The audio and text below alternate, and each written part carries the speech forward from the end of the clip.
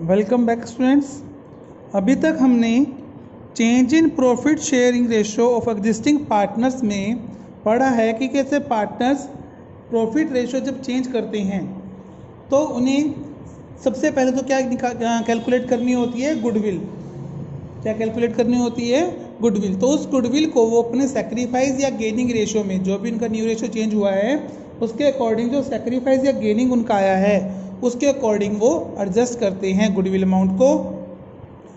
फिर हमने पढ़ा कि पार्टनर जो हैं जब प्रॉफिट चेंज करते हैं, प्रॉफिट रेशो चेंज करते हैं, तो उनके पास जो एग्जिस्टिंग यानी कि फ़िलहाल जो बैलेंस शीट में प्रॉफिट्स, रिजर्व्स, कोई क्लेम है, कोई लॉस है, वो पड़ा है, तो पार्टनर उसे अपने ओल्ड रेशो में डिवाइड कर लेते हैं। लेकिन अगर पार्टनर्स उसे डिवाइड नहीं करना चाहते, मींस बैलेंस शीट को डिस्टर्ब नहीं करना चाहते, उस केस में वो पार्टनर्स उस प्रॉफिट को, उस रिजर्व को, उस लॉस को किस रेशो में डिवाइड करना पसंद करते हैं? सेक्रीफाइस या गेनिंग रेशो में। तो गुडविल की अमाउंट और जो रिजर्व की अमाउंट है उसे मिला के वो अपने सेक्रीफाइस और गेनिंग रेशो के अकॉर्डिंग उसको एडजस्ट कर लेते हैं।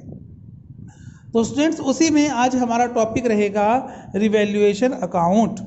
अब जब पार्टनर्स एडमिट हुए थे, सपोज कोई पार्टनर जो है उन्होंने पार्टनरशिप डीड बनाई थी या पार्टनरशिप फर्म बनाई थी 1 अप्रैल 2013 को, और आफ्टर 6 मंथ और आफ्टर 1 ईयर, सपोज कि 1 अप्रैल 2014 आफ्टर 1 ईयर वो डिसाइड करते हैं कि उनका profit ratio, suppose ABC are 3 partners, dividing ratio 3:1। अब वो 3:1 से लाकर इनका ओल्ड रेशो है, अब वो उसको चेंज करना चाहते हैं न्यू रेशो 2:3 में। ठीक है, तो इसके लिए जो इस डेट पे यानी कि अप्रैल 2013 के अंदर, अप्रैल 2013 में जो उनके पास क्या थी, एसेट्स या लाइबिलिटी की पोजीशन थी जब उन्होंने बिजनेस स्टार्ट किया, या पुरानी बैलेंस शीट की जो डेट थी उस पर जो एसेट्स और लाइबिलिटी की जो अमाउंट थी वो विद इन 1 ईयर यानी कि अप्रैल 14 तक तो क्या हो गई, चेंज होगी ना। किसी एसेट की वैल्यू कम हो गई, किसी पे डेप्रिसिएशन लग गया, कोई हमने सेल कर दी, कोई फर्नीचर खराब हो गया है उसको, ठीक है, या कोई बैड डेब्ट्स हो गए हैं, इस तरह से कुछ प्रॉफिट या कुछ लॉसेस एसेट्स और लाइबिलिटी की वजह से हमें हुए हैं। तो जिस अकाउंट में इन एसेट्स और लाइबिलिटी के क्लेम लॉसेस को लिखा जाता है, इनकी वैल्यू को चेंज होने को लिखा जाता है, उस अकाउंट को क्या कहा जाता है? Revaluation account. इसका दूसरा नाम रहता है profit and loss adjustment account. Profit and loss adjustment account, ये इसका फॉर्मेट है, बड़ा सिंपल सा फॉर्मेट है। रिवैल्यूएशन अकाउंट, यहाँ हम लिखते हैं पर्टिकुलर्स, यहाँ हमारी आती है अमाउंट आती है, और यहाँ भी हम क्या लिखते हैं? पर्टिकुलर्स। ये डेबिट साइड, ये क्रेडिट साइड, और ये हमारे पास क्या रहेगी? अमाउंट रहेगी। अब रिवैल्यूएशन अकाउंट जो है एक नॉमिनल नेचर का अकाउंट है, मींस प्रॉफिट और लॉस इसके अंदर रिकॉर्ड हो रहे हैं। एसेट और लाइबिलिटीज की जो वैल्यू अप या डाउन आ रही है उसकी वजह से जो प्रॉफिट लॉस हो रहे हैं उसको रिकॉर्ड कर रहे हैं, तो नॉमिनल नेचर का है। तो नॉमिनल अकाउंट का रूल हम यहाँ लगाएंगे, debit all losses and expenditure, credit all income and gains. जितने भी हमारे लॉसेज हैं, जितने भी हमारे एक्सपेंडिचर्स हैं, उसे हम क्या कर रहे हैं? डेबिट कर रहे हैं। और जितने भी हमारे प्रॉफिट्स हैं उसे हमने क्या किया? क्रेडिट किया। जैसे कि increase in liability, liability increase हुई तो मैंने कहाँ लिखा? To increase in liabilities.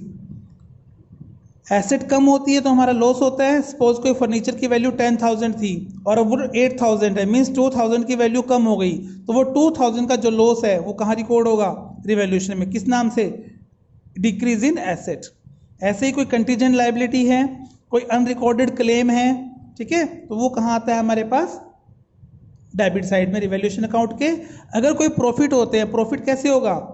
Liability decrease हो जाए, एसेट इंक्रीज हो जाए, कोई अक्यूर्ड इनकम है, अनरिकॉर्डेड एसेट है, कोई एसेट थे हम रिकॉर्ड करना भूल गए थे, ठीक है, कोई बैड डेट्स हमने लास्ट ईयर बैड डेट्स में डाल दिया था, अब वो अमाउंट हमारी रिकवर हो रही है, ये सब क्या है? हमारे प्रॉफिट्स को शो करते हैं। इसको हमने कहाँ दिखाया? क्रेडिट में। हो गया क्लियर? तो अगर क्रेडिट का टोटल ज़्यादा है, क्रेडिट का टोटल ज़्यादा तो हमारे पास क्या होगा? Profit on revaluation. अगर डेबिट का लॉस ज़्यादा तो क्या होगा? Loss on revaluation. तो दोनों ही कंडीशन के अंदर, प्रॉफिट हो या लॉस हो, कौन डिवाइड करेगा? Old partner old ratio. इसका गेनिंग सेक्रीफाइस से फिलहाल कोई लेना देना नहीं है, तो इसको डिवाइड करते हैं ओल्ड पार्टनर ओल्ड रेशो में। जैसे मान लो कि क्रेडिट का टोटल ज़्यादा हमारे पास आता है, तो जो प्रॉफिट उसे डिवाइड करेंगे to profit transfer to partners capital account.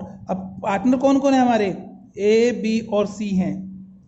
Old ratio क्या है उनका 3:1। सपोज कि 6000 का प्रॉफिट आया, उस 6000 को ये 3:1 यानी कि 3000, 2000 और 1000 में डिवाइड करेंगे। आगे समझ। अगर लॉस आता कि सपोज कि हमारा लॉस आ रहा है 12000 का, लॉस कितना आ रहा है 12000 का, तो वो जो 12000 का लॉस है उसे भी यही पार्टनर्स ए बी और सी अपने ओल्ड रेशो यानी कि 3:1 में ही डिवाइड करेंगे। किस रेशो में डिवाइड करेंगे, 3:1 में, ओल्ड रेशो में ही वो इसको डिवाइड करेंगे। तो 6, 4 और 2000 ये डिवाइड हो जाएगा यहाँ से। लग गया पता। लेकिन अगर क्वेश्चन में मेंशन है कि पार्टनर्स इन एसेट और लायबिलिटी की वैल्यू को बैलेंस शीट में चेंज नहीं करना चाहते, मींस उन्होंने एडजस्टमेंट तो कर ली है लेकिन वो नहीं चाहते कि पुराने बैलेंस शीट को डिस्टर्ब किया जाए, एसेट्स और लायबिलिटी की जो वैल्यू चेंज हुई है उसे हम बैलेंस शीट में शो करें, तो उस केस के अंदर इस लॉस को या प्रॉफिट को, जो भी हमारा प्रॉफिट 6000 का है या लॉस है जो भी हमारा, उस प्रॉफिट या लॉस को सैक्रिफाइस या गेनिंग रेशियो में ही डिवाइड करेंगे। ठीक है। अगर पार्टनर्स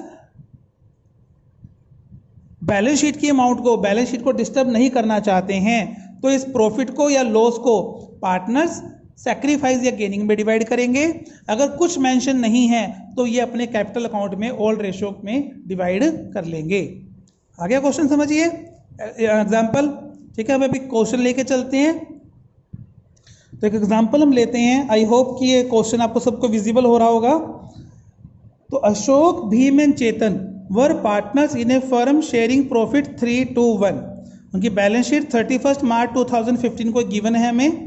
तो उसमें क्रेडिट्स हमें 1 लाख के गिवन है, बीपी हमें यानी कि बिल्स पेबल 40,000, जनरल रिजर्व 60,000 और कैपिटल हमें गिवन है 2 लाख, 1 लाख और 50,000। तो टोटल हमें 550। एसेट्स में हमें गिवन है land 1 lakh, building 1 lakh, plant 2 lakh, stock 80,000, debtor 60,000 और बैंक बैलेंस है हमारे पास 10,000 का। ठीक है। और 1 अप्रैल 2015 से ये क्या चाहते हैं कि प्रॉफिट को इक्वली डिवाइड किया जाए। They want to distribute profit equally. और इसके लिए goodwill of the firm be valued 3 lakh rupees. Firm की गुडविल कितनी मानी गई है, 3 लाख रुपए। और रिवैल्यूएशन अकाउंट के लिए एंट्री इन्होंने दी है, लैंड बी रिवैल्यूड एट 160। पहले हमारे पास कितने की है लैंड, 1 लाख की है, अब कितने की हो गई 160 की, मीन्स 60,000 का प्रॉफिट हो गया। एंड बिल्डिंग भी डेप्रिशिएट बाय 6%, बिल्डिंग को हमें 6% डेप्रिशिएट करना है, मीन्स लॉस हो गया। Creditors of 12,000 not likely to be claim, hence to be written off. 12,000 के क्रेडिटर, टोटल क्रेडिटर हमारे पास 1 लाख के हैं, इसमें से 12,000 के जो क्रेडिटर अब हमें पे नहीं करने, मीन्स ये हमारा क्या हो गया, प्रॉफिट हो गया। तो हमें रिवैल्यूएशन अकाउंट बनाना है, पार्टनर्स का कैपिटल अकाउंट बनाना है और नई फर्म की बैलेंस शीट बनानी है। अब इस क्वेश्चन में कहीं मेंशन नहीं है कि वो पार्टनर्स इन एसेट्स की वैल्यू को, जो रिवैल्यू हुआ है, इनका रिवैल्यूएशन हुआ है, वो एडजस्ट करना चाहते हैं या नहीं करना चाहते। तो इस केस में हम रिवैल्यूएशन के जो प्रॉफिट लॉस आएगा वो ओल्ड पार्टनर ओल्ड रेशियो में डिवाइड करेंगे। ठीक है। तो सबसे पहले हम क्या कैलकुलेट करते हैं, यहाँ से हम इसका सोल्यूशन लेके चलते हैं। सबसे हम कैलकुलेशन करते हैं इलस्ट्रेशन 32। तो सबसे पहले हमने क्या कैलकुलेट किया, यहाँ देखिए हमें ओल्ड रेशो गिवन था 3:1 और न्यू रेशो गिवन है हमें इक्वल यानी कि 1:1। तो इसके लिए हमने सबसे पहले क्या कैलकुलेट किया, सैक्रिफाइस और गेनिंग रेशो। तो सैक्रिफाइस निकालने के लिए हमने क्या किया, old ratio minus new ratio. तो ओल्ड रेशो कितना है 3/6, न्यू कितना है 1/3, तो कितना आ गया 1/6 सैक्रिफाइस। बी ने क्या किया, बी का ओल्ड रेशो 2/6 है और न्यू कितना है 1/3, यानी कि कुछ भी इसने सैक्रिफाइस या गेन नहीं किया है, सैक्रिफाइस या गेन नहीं किया है। लेकिन जो सी है, सी का ओल्ड रेशो 1/6 है, न्यू है 1/3, तो ये क्या कर रहा है 1/6 का गेन कर रहा है। अब जो गुडविल का अमाउंट हमें गिवन था, क्या गिवन था हमें, गुडविल ऑफ फर्म, पूरी फर्म की जो गुडविल गिवन थी हमें वो 3 लाख रुपए गिवन थी। ठीक है। अब इसमें ए का शेयर कितना रहेगा, ए का शेयर जो ए सैक्रिफाइस कर रहा है वो 3 लाख रुपीज में 1/6 के लिए सैक्रिफाइस कर रहा है, मीन्स 50,000 के लिए सैक्रिफाइस कर रहा है। तो जितना ए ने सेक्रीफाइस किया उतना ही सी ने क्या किया, गेन किया, उतना ही सी ने क्या किया, गेन, क्योंकि बी का तो कोई रोल ही नहीं है, बी ना सेक्रीफाइस कर रहा है ना गेन कर रहा है। ठीक, तो नेक्स्ट अब हम क्या करेंगे, अब हमसे पूछा है रिवैल्यूएशन अकाउंट, क्या पूछा है हमें, सॉरी पहले जो गुडविल हमें दी हुई है इसकी जर्नल एंट्री हम करते हैं। तो गुडविल के लिए जर्नल हम बनाएंगे यहाँ पे, तो जर्नल का फॉर्मेट जैसे आप बनाते हैं वैसे बनाएंगे।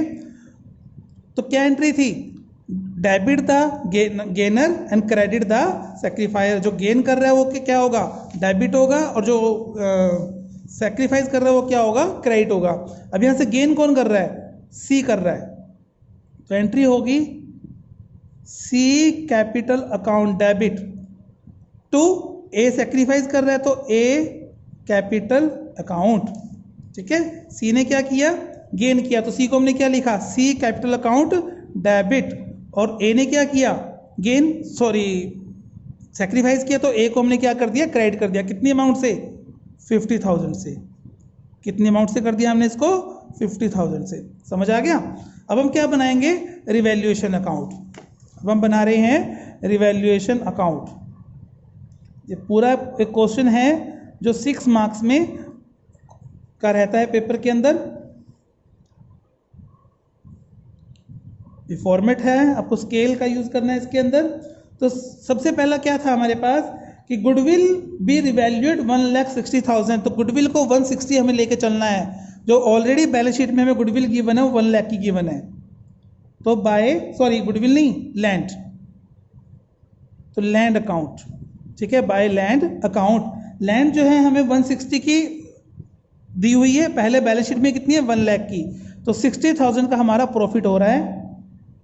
बिल्डिंग को डेप्रिशिएट करना है 6% से, तो लॉस हो गया एसेट्स के ऊपर टू बिल्डिंग के नाम से। जितना हमारा प्रॉफिट या लॉस आता है सिर्फ वही शो करना है, पूरा हमें शो नहीं करना। तो 1 लाख का 6% हुआ 6,000। नेक्स्ट है creditor of ₹12,000 not be claim. अब हमें पे नहीं करना तो हमारा प्रॉफिट हो जाता है ये, तो बाय क्रेडिटर्स, प्रॉफिट को हम क्रेडिट में शो करेंगे 12,000 से। और कुछ एंट्री नहीं दी तो टोटल करके देखते हैं इसका हम। टोटल हमारे पास आ गया इसका 72,000। तो 72,000 माइनस 6,000 यानी कि 66,000 का प्रॉफिट आ गया। अब इस प्रॉफिट को कौन डिवाइड करेगा, to profit on revaluation transfer to partners capital account. तो पार्टनर है हमारे अशोक, भीम एंड चेतन। थोड़ा स्पेस का है, थोड़ा एडजस्ट कीजिएगा। ओल्ड रेशो 3:1 में इसको डिवाइड करेंगे। 66,000 को 3:1 में हम डिवाइड करेंगे, तो 3:1 में इसको हमने डिवाइड किया। अब हम क्या बना रहे हैं, capital account, partners capital account हम बना रहे हैं। तो पार्टनर्स कैपिटल अकाउंट के लिए हम यहाँ पर्टिकुलर्स, इसमें भी 2 साइड होते हैं, डेबिट और credit. Ashok, Bhim and Chetan, Ashok, Bhim and Chetan. यहां पे हमारे पास क्या रहेगा, पर्टिकुलर्स अशोक, भीम एंड चेतन। ठीक है, तो सबसे पहले हम यहां लिखेंगे बैलेंस बीडी। क्या लिखेंगे, बैलेंस बीडी। जो हमें बैलेंस शीट में गिवन है कैपिटल, उसका बैलेंस लिखना है। तो कितना गिवन है, अशोक का 2 लाख, भीम का 1 लाख और चेतन का 50,000। तो 2 lakh rupees, 1 lakh rupees and 50,000। आगे समझ यहां तक। अब हमें देखना है कि क्या हमारे पास कोई पुराने रिजर्व, कोई प्रॉफिट, कोई लॉस तो नहीं पड़ा। तो हमारे पास यहाँ जनरल रिजर्व हैं 60,000 के। जनरल रिजर्व कितने के हैं, 60,000 के। क्वेश्चन में कुछ मेंशन नहीं था, तो हम इन जनरल रिजर्व को ओल्ड पार्टनर्स ओल्ड रेशो में डिवाइड कर देंगे बाय जनरल रिजर्व। इसकी एंट्री क्या रहेगी, जनरल जो पहले क्वेश्चन में करके आए हम लोग, general reserve account debit to partners capital, A to B to C, है ना, टू पार्टनर्स कैपिटल। तो ओल्ड रेशो ओल्ड पार्टनर 60,000 है, तो 60,000 को हम ओल्ड रेशो 3:1 में डिवाइड करेंगे। 30,000 20,000 और 10,000। ठीक है, इसके बाद कोई गुडविल का पुराना बैलेंस हमारे पास नहीं था। ठीक, तो यहाँ से इस क्वेश्चन का काम यहाँ पे हटा देते हैं। अब देखिए हमने एक जर्नल एंट्री की थी यहाँ पे, C capital account debit to A capital. C को हमने क्या किया था, डेबिट किया था, और ए को क्या किया था, क्रेडिट। तो ए को हम क्रेडिट करेंगे, तो ए को हमने क्रेडिट किया किसके नाम से, सी के नाम से, सी कैपिटल अकाउंट, कितने से, 50,000, ये कॉन्ट्रा एंट्री होगी हमारी। और ए को हम क्या कर रहे हैं, डेबिट कर रहे हैं, सॉरी उल्टा हो गया, सी को हम डेबिट कर रहे हैं, ए को हम क्रेडिट कर रहे हैं। तो ए को हमने क्रेडिट किया किसके नाम से, सी कैपिटल के नाम से, और ए को हम क्या करेंगे, सी को हम डेबिट करेंगे किसके नाम से, ए के नाम से। सी को हम डेबिट कर रहे हैं 50,000 ए से, कॉन्ट्रा एंट्री हो गई ये वाली। अब रिवैल्यूएशन का जो प्रॉफिट था क्रेडिट साइड में है, प्रॉफिट क्रेडिट होगा, तो प्रॉफिट को हमने पार्टनर्स को क्रेडिट कर दिया बाय रिवैल्यूएशन अकाउंट, क्योंकि इससे कैपिटल का बैलेंस इंक्रीज होगा, बैलेंस इंक्रीज होगा तो मीन्स क्रेडिट, और अगर डिक्रीज होगा तो डेबिट। कैपिटल इंक्रीज होती है यानी कि प्रॉफिट क्रेडिट होगा, डिक्रीज होती है तो लॉस यानी कि डेबिट होगा। समझ आ गए यहाँ तक? और कुछ हमारे पास क्वेश्चन में मेंशन नहीं है, कुछ क्वेश्चन में कुछ हमारे पास यहाँ मेंशन नहीं है, तो इसके लिए हम इसका टोटल करते हैं।